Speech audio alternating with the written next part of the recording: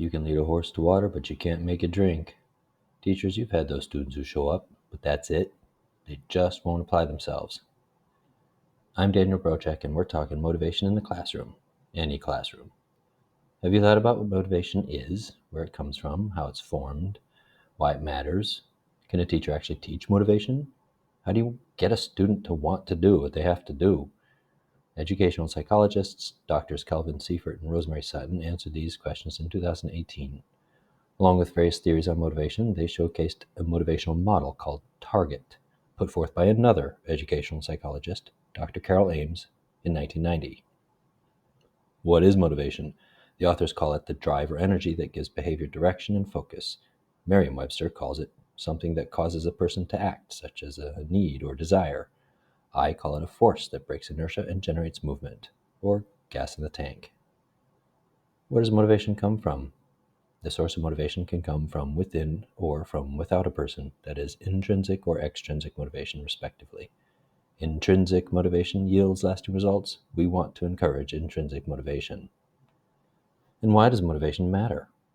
Motivation to learn is a prerequisite to learning. It is as important as their prior knowledge, their ability, or their developmental readiness. A motivated student performs at their peak and becomes a solid lifelong learner. But how to get a captive audience of students to want to learn while also respecting their agency, that is, their choices, desires, and attitudes? In other words, can motivation be taught? Yes, and here's how. Enter Dr. Ames's Target model with its actionable advice. T. Assign tasks valuable to the student. Pique their interest through their senses or their curiosity. A. Give the student some autonomy or authority or agency. Give students a choice between assignments. R. Genuinely recognize the student for good work.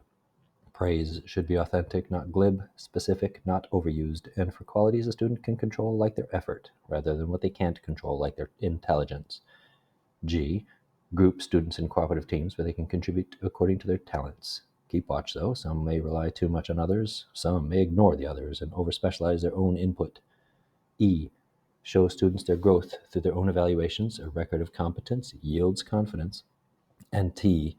Give them enough time to do their work. No one likes to miss deadlines, especially unattainable ones. Following this target model, a teacher can most certainly influence a student's motivation, even a captive student, without sacrificing the student's agency, that is, their choices, desires, and attitudes. I'm Daniel Brochek, showing you a snippet of the landscape of motivation. Now, go forth and conquer.